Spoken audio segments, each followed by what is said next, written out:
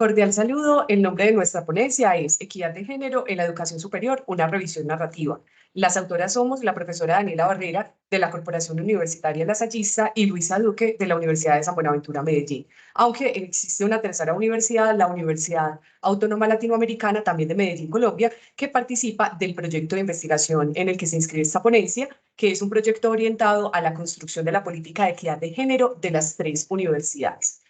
La necesidad de este proyecto de investigación surge del hecho de que en Colombia ya todas las instituciones de educación superior cuentan con protocolos y rutas para atender a las víctimas de violencias basadas en género. Sin embargo, son pocas las universidades que cuentan con políticas integrales de equidad de género. Partimos además de la teoría de las organizaciones generizadas de Acker, que plantea que en diversas instituciones, incluidas las universidades, se reproducen estereotipos, roles de género, sobre todo a través de normas implícitas que orientan el comportamiento y las interacciones de las personas en las organizaciones, que tienden a reducir las oportunidades de las mujeres en estos contextos. ¿Qué metodología seguimos en esta revisión, que fue el momento inicial del proyecto de investigación para construir esas políticas? Bueno, realizamos una investigación de carácter documental de enfoque integrado convergente, en el que incluimos 50 artículos de investigación que presentarán resultados sobre equidad de género en instituciones de educación superior. Estos artículos los identificamos en bases de datos como Scopus, ScienceDirect, PubMed, Realit, Galnet y Cielo, en los idiomas inglés y español, artículos publicados entre el 2010 y el 2023, sin ninguna restricción geográfica, incluyendo estudios con diseños cualitativos, cuantitativos y mixtos, e hicimos un análisis de datos guiado por la metaagregación, que consiste en agrupar a través de categorías la información que se refiere a los mismos temas o sentidos. ¿Qué encontramos al hacer la revisión de esos 50 artículos? Bueno, en primer lugar, identificamos unas dimensiones de la equidad de género en estos estudios. La primera de ellas tiene que ver con la solicitud, el acceso y la graduación, es decir, con la participación de los estudiantes en las universidades. Aquí encontramos que, al menos en el informe de la UNESCO, que se realiza en distintos países del mundo, en más de 70 países del mundo, las mujeres constituyen el 54% de la matrícula en pregrado, y además en todo el mundo se encuentra que hay una mayor proporción de estudiantes mujeres frente a estudiantes hombres. Esto se repite a nivel de la graduación de pregrado, donde las mujeres para el 2019 eran el 54% de las personas que se graduaban de estos estudios pregraduales. Aunque esta cifra, hay que decirlo, disminuye al 41% en las áreas STEAM, es decir, de ciencia, tecnología, ingeniería y matemáticas, y aumenta al 66% en medicina y al 61% en artes, humanidades y ciencias sociales. Esto da cuenta de unas lógicas de segregación horizontal, de modo que hay más presencia de mujeres en determinadas áreas de conocimiento. Pero además hay una segregación por nivel educativo, de modo que las mujeres, si bien están muy presentes a nivel de pregrado, la cantidad de mujeres se reduce cuando hacemos un análisis de la matrícula en posgrados. A esto se le ha dado un nombre, incluso se le ha denominado tubería con fugas, por el modo en que en los niveles superiores de formación llegan menos mujeres. A nivel de la producción académica, encontramos que hay mucha más participación de hombres en autoría y en desarrollo de proyectos de investigación. De hecho, solo un 29% de las autoras son mujeres a nivel mundial. Cuando hablamos de trabajos, publicaciones académicas, y además esa productividad de las mujeres disminuyó durante la pandemia.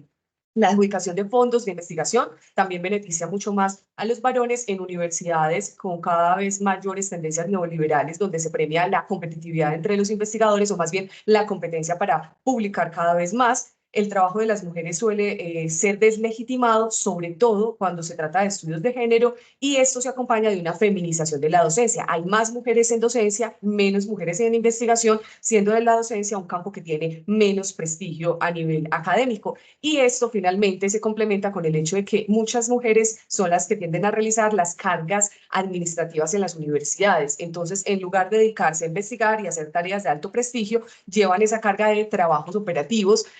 a nivel de la educación superior. Otra dimensión que encontramos reportada por la literatura tiene que ver con los procesos de contratación, promoción y remuneración. Esto en el marco de una universidad neoliberal que tiene un proceso de precarización a su vez generalizada, o sea, que impacta diferencialmente también en función del género. Por un lado, encontramos que los cargos académicos de alto nivel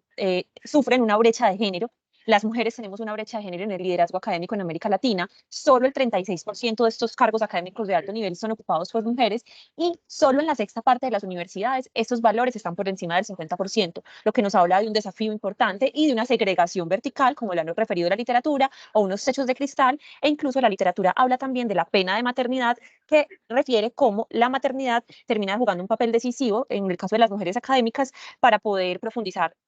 sobre esta brecha. En cuanto a la remuneración, se encuentra que en áreas como la medicina académica, las mujeres tienden a avanzar de manera más lenta que los hombres y también, por consiguiente, reciben salarios más bajos en general, y esto en un marco donde hay un discurso de meritocracia que no permite reconocer cómo estos factores estructurales juegan un papel central. Con respecto a esta misma área aparece otro asunto clave y es la conciliación entre la vida personal y laboral. Encontramos que si bien 9 de cada 10 universidades brindan apoyos